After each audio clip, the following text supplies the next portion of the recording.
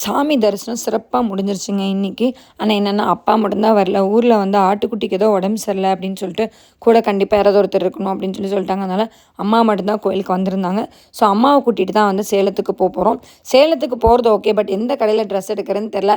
அதனால அம்மாவோட விஷயத்திலேயே விட்டுட்டு எந்த கடைக்குமா போலாம் அப்படின்னு சொல்லி கேட்டதுக்கு, அம்மா சென்னை சில்க்ஸ் கூட்டிட்டு போறீங்களா அப்படின்னு கேட்டாங்க. சரி வாங்க அங்கேயே போவோம்ன்னு சொல்லிட்டு போனா, கடல் மாரி சாரி இருக்கு. அது என்ன சாரி என்னன்னு நமக்கெல்லாம் ஒண்ணும் தெரியாது.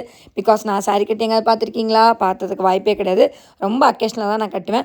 பிரபா வேற இது பிடிச்சிருக்கா, அது பிடிச்சிருக்கான்னு, "டேய் அம்மாட்ட கேளுடா" அப்படின்னு சொல்லி கேட்டா, அம்மாகிட்ட கேட்டா, அம்மா எனக்கு வந்து லைட் வெயிட்டா இருக்கணும், காட்டன்ல வேணும்ன்ட்டாங்க. சரின்னு சொல்லிட்டு அந்த மாரி எடுத்து போடுங்கக்கான்னு அந்த அக்காட்ட சொல்றேன். இந்த சாண அட்ராசிட்டி வர வர தாங்கவே முடியல. போய் கதிர அடிக்கிறா, ஷாவ அடிக்கிறா, கடைசியில என் வீட்டுக்காரையே அடிச்சிட்டா. ஒரு வழியா அவளோட அட்ராசிட்டிலாம் முடிச்சுட்டு பெரிய பில்லா வந்துச்சு. இந்தாங்க போய் கட்டிட்டு வாங்கன்னு சொல்லிட்டு அவர் கையில குடுத்தாச்சு. அம்மா வந்து சேலத்துலேருந்து பஸ் ஏத்தி விட்டோம். பிகாஸ் நமக்கு நைட் ஷூட் இருக்கனால என்னால ஊருக்கு போ முடியல. ஆன் தி வேல நாங்க வந்து அப்படியே அன்னபூர்ணால போய் சாப்பிட்டுட்டு வீட்டுக்கு வந்தாச்சு.